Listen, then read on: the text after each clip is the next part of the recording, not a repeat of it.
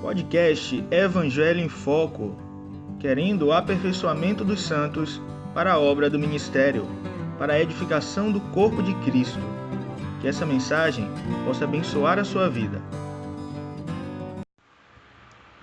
Graça e paz, irmãos.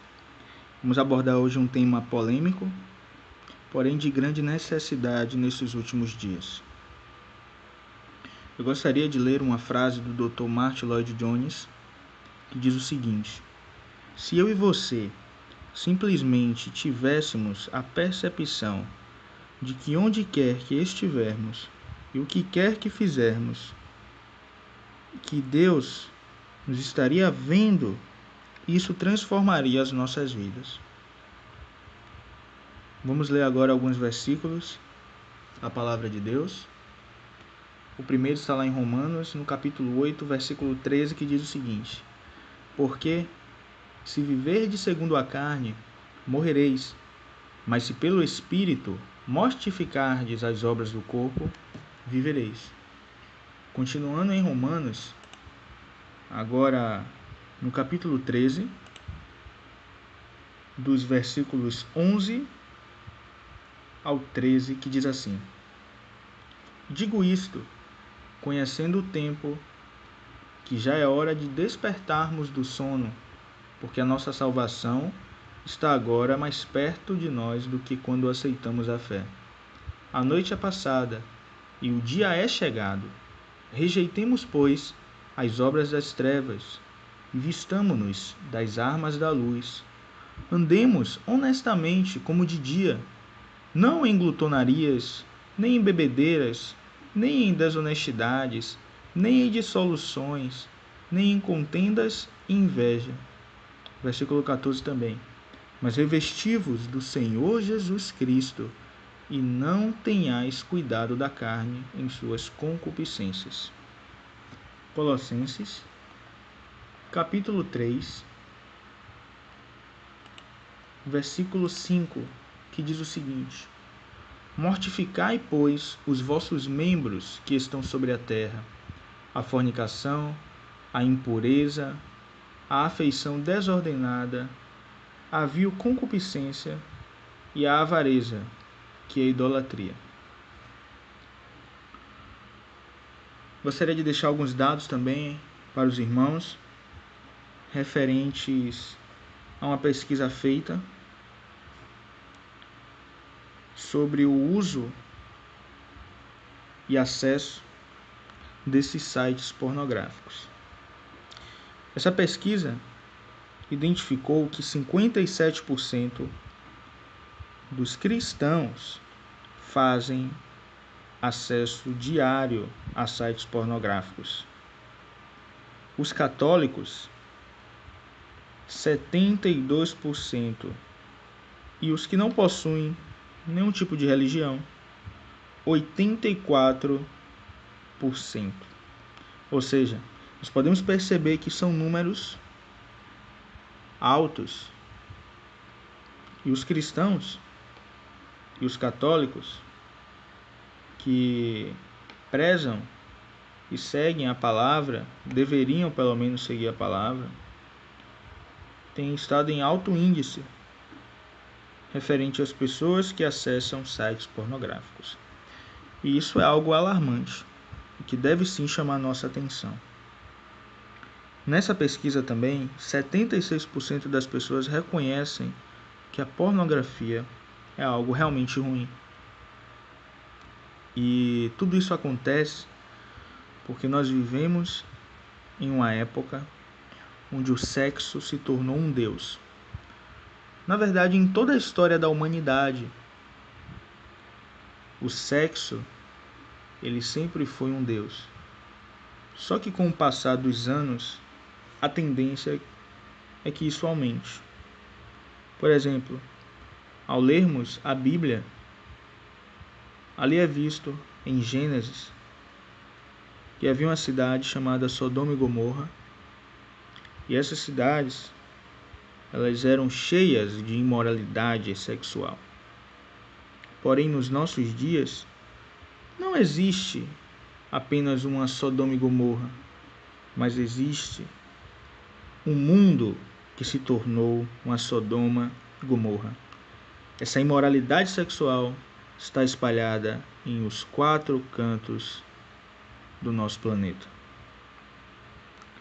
E hoje existe algo chamado tecnologia, que facilitou mais ainda o acesso a esses sites. Nós possuímos facilmente, nas palmas da nossa mão,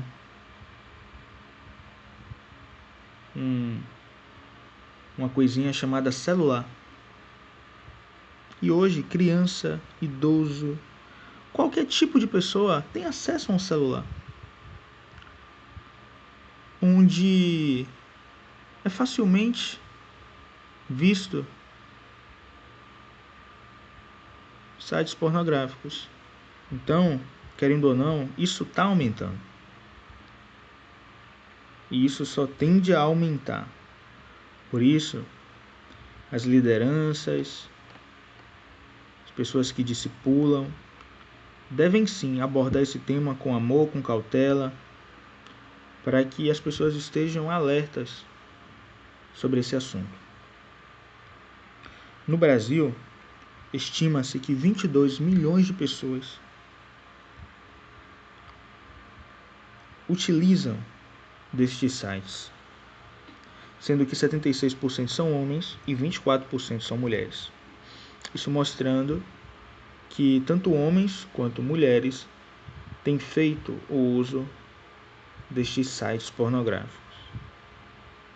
E tudo isso ocorre porque a pornografia, a masturbação, elas ativam no ser humano um agente neuroquímico liberado pelo cérebro, também é chamado de neurotransmissor. E esse neurotransmissor, que é uma substância do desejo conhecido como dopamina, que produz prazer, que produz motivação, é esse agente neuroquímico que gera nas pessoas um anseio maior, um anseio, um desejo de se satisfazer mais e mais através da pornografia. É como uma pessoa que se vicia em droga. Nós ouvimos muitos relatos de pessoas que começaram com maconha e daí foram para cocaína, depois foram para a heroína e outros vícios foram surgindo, porque o cérebro ele precisa de níveis maiores de prazer para se satisfazer. Ele se estagna com um tipo de prazer e ele precisa de outro para se satisfazer. E a pornografia ela faz isso, para nós percebermos como a pornografia ela é tão viciante como o álcool, como a cocaína e como a maconha. Existem relatos de pessoas que ficam até mais de 10 horas acessando sites pornográficos e não conseguem se saciar. Pessoas até que já foram parar em hospitais por conta do uso, por conta do desejo desenfreado de vídeos pornográficos. E a cada dia que passa, sabe, nós percebemos que nós estamos vivendo nessa sociedade que é uma sociedade egocêntrica, individualista, impessoal, onde as pessoas elas começaram a satisfazer a si mesmas através da masturbação, da pornografia, e tudo isso gera nessas pessoas um senso de olhar para o outro como um objeto. Por isso hoje nós vemos tantos relacionamentos rasos, términos relacionais, porque as pessoas olham para outras apenas como objeto. Namoros que não duram nada, porque a pessoa enjoa da outra no quesito sexual e já tem a necessidade de experimentar. Tudo isso a pornografia causa. A pornografia faz com que o cérebro humano se molde a olhar para outra pessoa apenas como um meio de satisfazer os seus desejos. E isso é muito perigoso, porque a pessoa se contamina e começa a se tornar cada dia mais insensível. Ela perde a sensibilidade humana e começa a olhar para o outro como um mero objeto para o seu desfrute, para o seu prazer. Outra coisa alarmante é a quantidade de sites pornográficos que possuem no mundo. Estima-se que existem mais de 800 milhões de sites pornográficos e que essa indústria pornô ela lucra por ano 400 bilhões. Esse é um número superior aos investimentos brasileiros em aeroportos, ferrovias, rodovias e portos.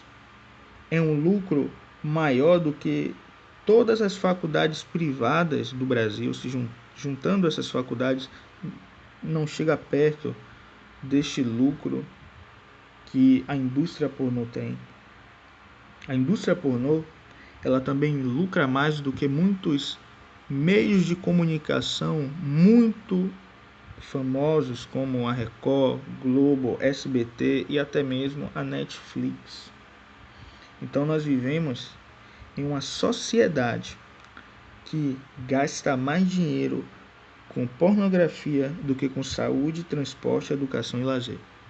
É uma sociedade que é totalmente viciada em sexo. Essa é a sociedade que nós estamos rodeados. Pessoas viciadas em sexo. A pornografia,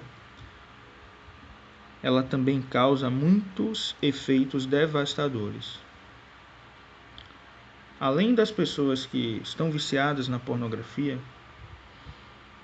que cada dia mais sentem esses desejos, essas vontades que acabam se tornando insaciáveis, elas podem se tornar pessoas violentas, pessoas que podem chegar ao ponto de estuprar alguém, abusar de alguém, cobiçar, de desmoralizar as mulheres, ou também ao contrário.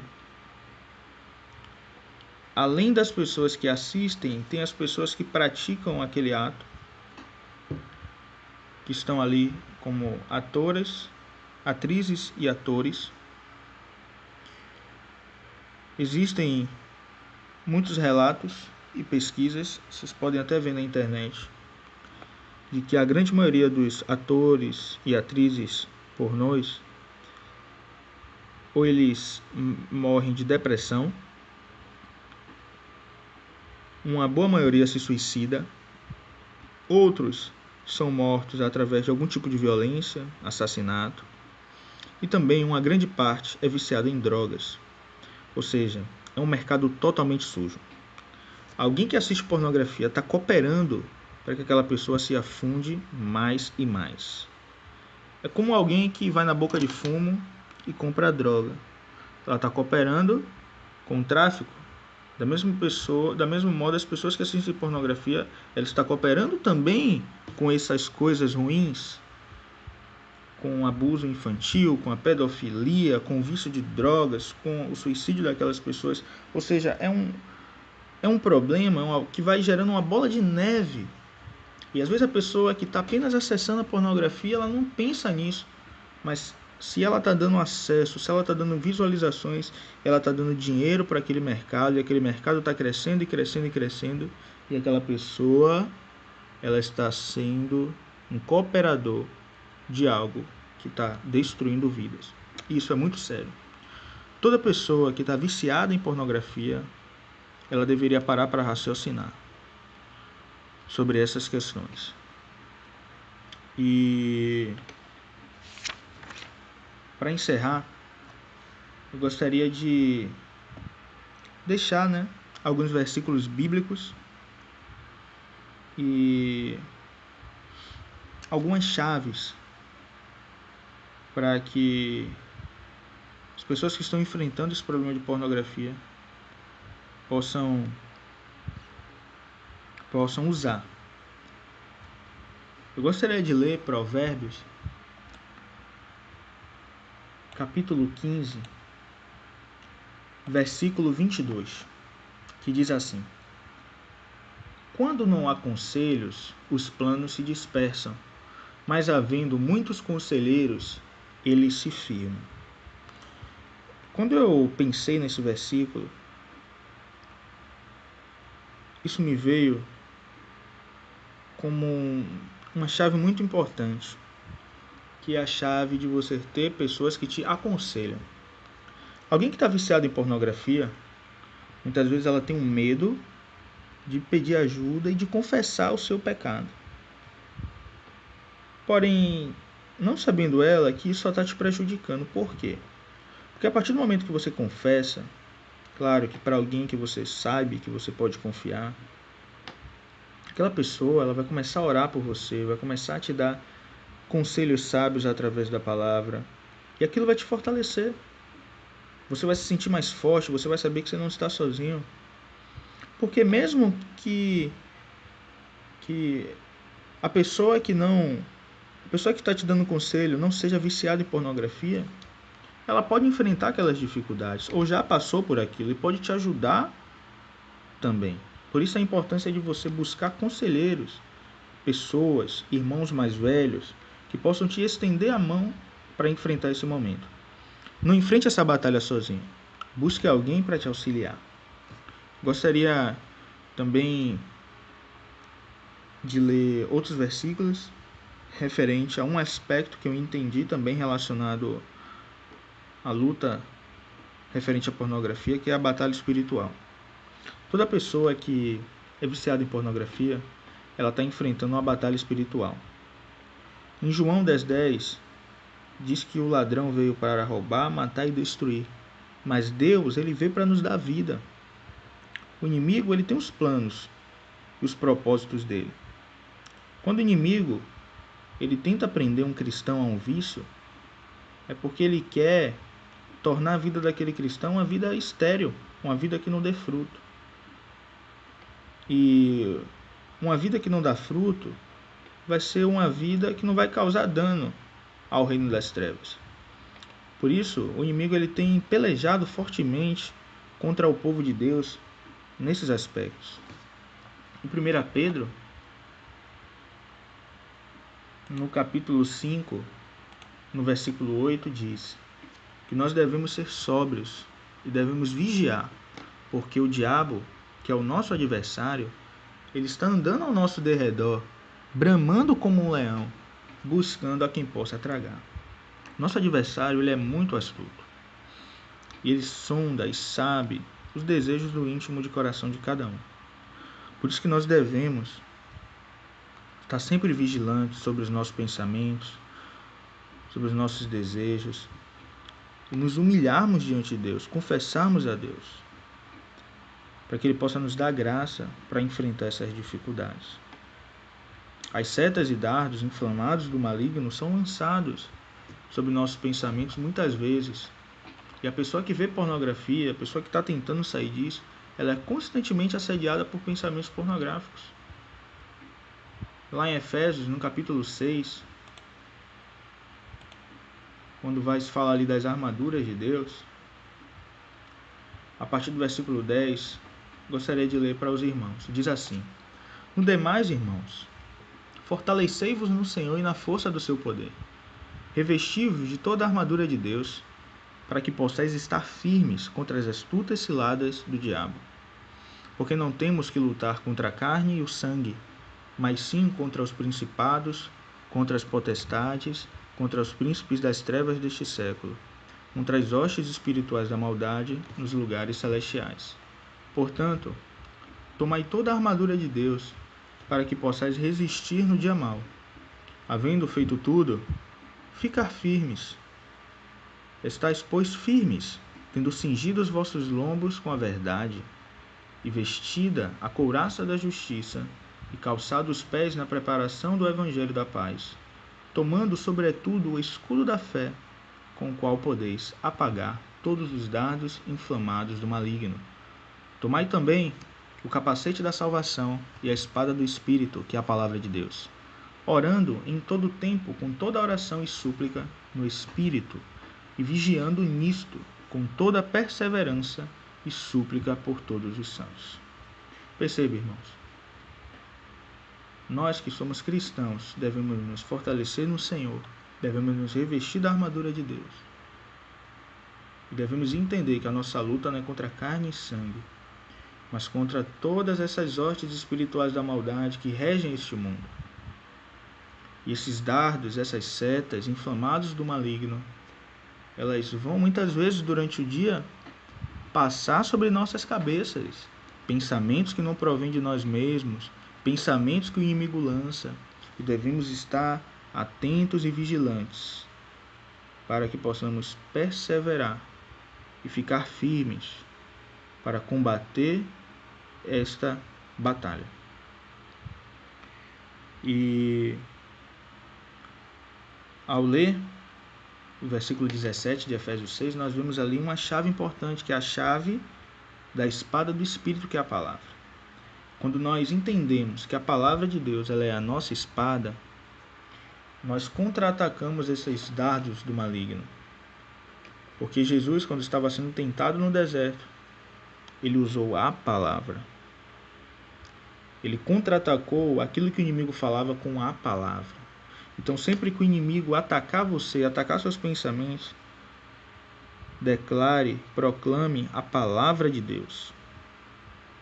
Porque a palavra de Deus, ela é como uma espada de dois gumes. A palavra de Deus, ela vai cortar todos esses pensamentos que não provêm da parte do Senhor. Por isso devemos aprender a entender a importância de ter o depósito da palavra. Em Colossenses 3,16 diz: habite ricamente em vós a palavra de Deus. Por isso que devemos nutrir a nossa mente com a palavra.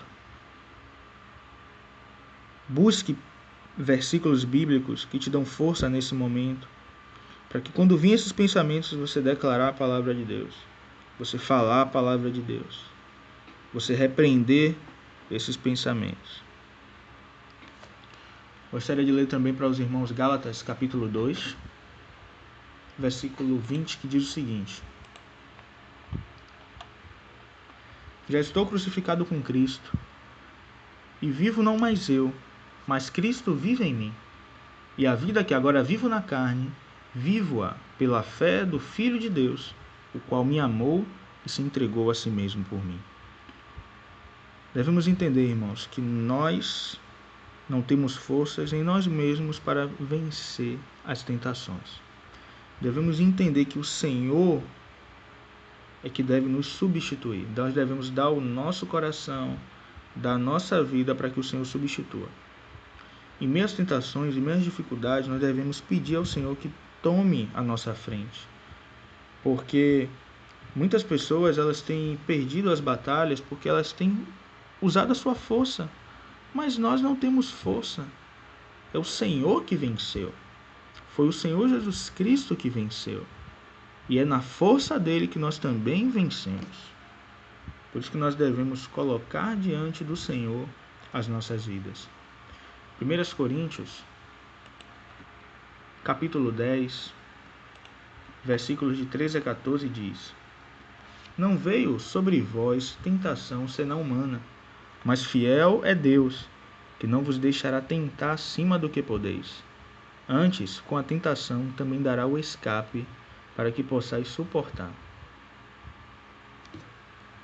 Deus, Ele não permite que nenhuma tentação venha sobre nós, que seja maior do que nós possamos suportar. Tudo que nós somos tentados, nós podemos suportar. Suportar como? Através de nos revestirmos com a força do poder de Deus. A vida de Cristo em nós nos faz suportar todas as tentações. Por isso a importância de entender essa vida substituída, de entender que naquela cruz nós fomos mortos, nós morremos junto com Cristo, nós fomos crucificados com Ele, e que nós temos a vida dele habitando em nós hoje para nos dar ânimo e força para suportar todas as adversidades. Outro aspecto importante de entendermos também é a importância do sangue de Jesus Cristo.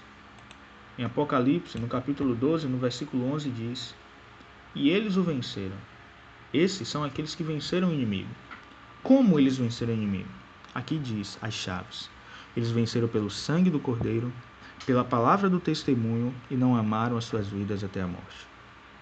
Se tem algo importante na vida do cristão é o sangue de Jesus. Toda vez que nós caímos, que pecamos, nós devemos clamar o sangue de Jesus, porque é esse sangue que nos purifica de todo pecado. Mas esse sangue também nos auxilia para a nossa santificação, para nos purificar de toda sujeira na mente, sujeira na alma. E devemos pedir diariamente ao Senhor que Ele nos lave com este sangue. E sendo lavado com este sangue, sendo lavado diariamente pela palavra do Senhor, nós vamos nos purificando e nos santificando diariamente para Deus. Lá em 1 Pedro, no versículo 1, no capítulo 1, no versículo 18, diz o seguinte: "Sabendo que não foi com coisas corruptíveis, como prata ou ouro, que fostes resgatados da vossa vã maneira de viver, que por tradição recebestes dos vossos pais, mas sim com o precioso sangue de Cristo, como de um cordeiro imaculado e incontaminado." Nós fomos salvos, nós fomos resgatados da nossa vã maneira de viver pelo sangue. Por isso nós devemos clamar sempre o sangue de Jesus sobre nossas vidas, para que possamos nos fortalecer diariamente. Outro aspecto importante também é a consagração. É nos separarmos, é termos uma metanoia, uma mudança de pensamentos. Em Romanos, no capítulo 12, no versículo 2, diz: "E não sedes conformados com este mundo, mas sede transformados pela renovação do vosso entendimento, para que experimenteis qual seja a boa, agradável e perfeita vontade de Deus." Se nós queremos ter uma vida realmente mudada, nós devemos ter uma mente consagrada. Devemos ter pensamentos voltados ao Senhor. Não devemos, de forma alguma, manter a mesma mentalidade, mas devemos conformar-nos à vontade de Deus e não nos conformarmos a este mundo. Como nós temos visto, este mundo já é do maligno e este mundo está contaminado. E uma pessoa que tem problema nessa área, ela deve consagrar sua mente para as coisas boas, vigiar no que está assistindo, ler coisas boas, ouvir coisas boas, para que diariamente a sua mente vá sendo modificada, moldada pela palavra do Senhor. Então é isso, irmãos. Que o Senhor possa dar força e ânimo para que cada um que tem estado enfraquecido por conta desse pecado possa se levantar. Não fique caído. Caiu, levanta, tenha ânimo, coragem. O sangue de Cristo purifica de todo pecado. Confesse seus pecados, peça ajuda, leia mais a palavra de Deus, nutra seus pensamentos com coisas boas. Busque o Senhor com todo o seu coração.